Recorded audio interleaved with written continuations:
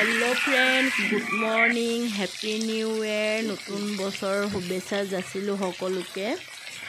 আৰু এয়া মই এতিয়া মাংস ভাজি আছো ইয়াত দিছো মই নিমখ আৰু হালধি কাৰণ আজি 1 জানুৱাৰী গাহৰি মাংসটো খাবই লাগিব ন